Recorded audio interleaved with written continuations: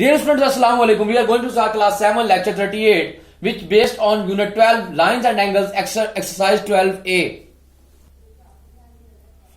जी तो student exercise 12A का question number 4 हमारे पास क्या है जी। The arms of angle ABC and DEF are parallel. ये दोनों लाइंस जो है आपस में पैरेलल हैं, एबीसी और डीईएफ। तो कहता है कि उसमें से एक्स और वाई की वैल्यू फाइंड आउट करें हम, यानी कि एंगल एक्स और एंगल वाई को हमने फाइंड आउट करना है। तो सोल्यूशन के लिए क्या करेंगे कि ए बी और डीई जो हमारे पास है वो आपस में पैरेलल है। देखें कौन कौन सी लाइन पैरेलल है हमारे पास। ए बी और डीई ये दोनों आपस में पैरेलल है, यानी कि एक दूसरे के बिल्कुल मुकाबले बिल्कुल इक्वल है, बराबर है। ए बी और डीई आपस में पैरेलल है। और जो ट्रांसवर्सल है वो बीसी हमारे पास, इसकी जो उसको कट कर रही है वो दोनोों लाइनों को डिफरेंट पॉइंट के ऊपर कट कर रही है। वो कौन सी लाइन है, बीसी जो है वो उसको कट कर रही है। देखिए हमारे पास क्या मैंने कहा, ए बी और डीई पैरेलल है, ए बी और डीई पैरेलल है, जिनको इंटरसेक्ट कर रही है बीसी। तो हमारे पास इसके मुताबिक क्या होगा, ये दोनों आपस में एंगल क्या हो जाएंगे हमारे पास, जो कट करेंगे वो करस्पॉन्डिंग एंगल है। तो 65 बी एंगल और जी एंगल आपस में करस्पॉन्डिंग एंगल है, यानी कि जो बी एंगल होगा 65 डिग्री का तो एक्स एंगल भी 65 डिग्री का ही होगा। तो मैंने क्या कहा, A B and DE are parallel, transversal BC intersect, then B angle is equal to G angle, यानी बी जो साइड है वर्टेक्स की और जी साइड जो है 65 डिग्री जो वो एक्स के इक्वल है, यानी एक्स की जो एंगल हमारे पास आएगा, हमने जो एक्स फाइंड आउट करना था वो किसके इक्वल आ जाएगा, करस्पॉन्डिंग एंगल हो जाएगा। तो वो क्या कहलाएगा, x is equal to 65 degree हमारे पास का आंसर आ जाएगा। जी तो सुनो, हमारे पास सेकंड पार्ट में हमने पहले एक्स फाइंड किया वो 65 डिग्री का, यानी कि ये बी और एक्स जो है करस्पॉन्डिंग एंगल दिख रहा है, तो 65 x is equal to 65 degree आ गया हमारे पास आंसर। सेकंड पार्ट में हमने फाइव फाइंड आउट करना है। तो इसी तरह हम देखें अगर बी सी और ई एफ आपस में पैरेलल है, ये देखो दोनों लाइंस ये आपस में, ये बी और सी है और ये ई एफ है, दोनों पैरेलल लाइंस है। तो इनके जो से अब एंगल कौन से बनेगा हमारे पास, जो इंटरसेक्ट कर रही है वो लाइन कौन सी कर रही है, ई और डी, इन दोनों लाइंस को इंटरसेक्ट करिए। देखें ये लाइन इंटरसेक्ट कर रही है, ई और डी आपस में इंटरसेक्ट कर रही है। तो क्या इंटरसेक्ट करने के बाद हमारे पास क्या आ जाएगा, एक्स और वाई हमारे पास क्रॉसपॉन्डिंग एंगल हो जाएंगे, यानी जो एक्स की वैल्यू होगी वही वाई की वैल्यू होगी, यानी जो एंगल जी होगा वो ही एंगल ई होगा। तो हम क्या करेंगे, B C and E F are parallel, B C और ई एफ जो है पैरेलल हो गया आपस में। तो ई डी जो है इनको इंटरसेक्ट कर रही है, तो एंगल जी जो है वो इक्वल आ जाएगा एंगल ई के, यानी कि ये करस्पॉन्डिंग एंगल्स आ गए हमारे पास। जब करस्पॉन्डिंग एंगल आ गए तो एंगल जी हमारे पास जो निकला था वो एक्स की वैल्यू क्या निकली थी हमारे पास, 65 डिग्री, यानी वो 65 डिग्री, तो वाई भी हमारे पास क्या निकल आएगा, 65 डिग्री, यानी एक्स और वाई दोनों की वैल्यू क्या निकल आएगी, करस्पॉन्डिंग एंगल होने की वजह से, पैरेलल लाइन होने की वजह से हमारे पास क्या निकल आएगी, 65 degree. Both angles are equal to, x is equal to 65 degree and y is equal to 65 degree, हमारे पास आंसर आ जाएगा।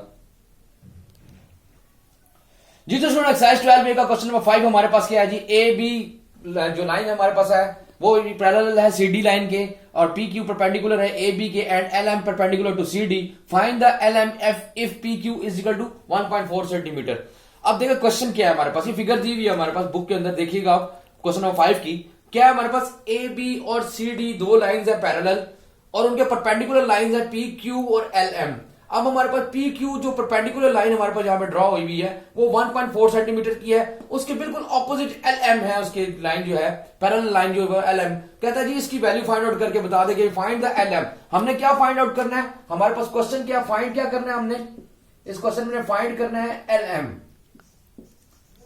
यानी हम इसकी लेंथ फाइंड आउट करनी है कि अगर इसकी पी क्यू के दो पैरेलल लाइंस है, ए बी और सी डी दो पैरेलल लाइंस है हमारे पास, उनके जो परपेंडिकुलर ड्रॉ किए हुए वो पी क्यू और एल एम है। अगर पैरेलल लाइंस हैं तो इनका डिस्टेंस सेम होगा, दोनों के यानी कि इक्वल डिस्टेंस के ऊपर होंगे। तो हमारे पास अगर एक लाइन हमारे पास अगर 1.4 सेंटीमीटर के दोनों के दरमियान में है तो डेफिनेटली उसकी ऑपोजिट जो लाइन होगी, परपेंडिकुलर लाइन होगी एल एम, वो भी उसी इक्वल होगी। तो अब मैं क्या प्रूव करना चाह रहा हूं कि देखिए मैं अगर कह रहा हूं कि ये दोनों लाइन अगर पैरेलल है, ए बी और सी डी आपस में पैरेलल है, देखिए मैं लिखता हूं ए बी जो पैरेलल है सी डी, ये हमारे पास गिवन है, ठीक है जी। और पी क्यू जो है परपेंडिकुलर है, पी क्यू की वैल्यू क्या है हमारे पास, पी क्यू परपेंडिकुलर किसके जी, हमारे पास किसके ऊपर है, ए बी और सी डी के ऊपर है। हम इसको लिखते किस तरह का, देखो मैं लिखता हूं पी क्यू जो है वो एल एम के इक्वल है। देखिए अपोजिट साइड में ना ये दोनों पैरेलल लाइंस आपस में इक्वल है, तो पी क्यू और एल एम भी आपस में इक्वल होंगे। तो मैं इसको लिख देता हूं प्रूव करने के लिए, पी क्यू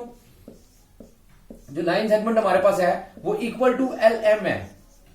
अब पी क्यू की वैल्यू क्या हमारे पास, क्योंकि पैरेलल लाइंस है आपस में, इनका डिस्टेंस इक्वल होगा, इसलिए मैंने लिख दिया पी क्यू जो परपेंडिकुलर लाइन है वो एल एम के इक्वल है। तो पी क्यू की वैल्यू अगर 1.4 सेंटीमीटर है तो ऑब्वियस सी बात है कि एल एम की वैल्यू क्या आ जाएगी हमारे पास, 1.4 सेंटीमीटर। बस हमने यही प्रूव करना था।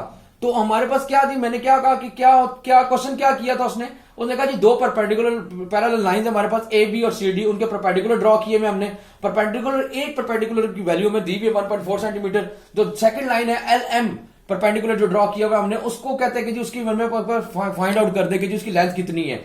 अगर एक की वैल्यू 1.4 सेंटीमीटर है तो ऑब्वियस सी बात है उसकी ऑपोजिट जो लाइन है एल एम, उसकी भी जो लेंथ होगी वो कितनी होगी, 1.4 सेंटीमीटर होगी। यही हमने प्रूव करना था इस क्वेश्चन के अंदर। जी तो स्टूडेंट लेक्चर 38 का हमारे पास जो होम टास्क या होमवर्क है वो क्या है हमारे पास, एक्सरसाइज 12A का क्वेश्चन नंबर 4 और 5 जो भी मैंने सॉल्व किया है, आपने नीट क्लीन एंड क्लियर अपनी कॉपीज के ऊपर सॉल्व करना है।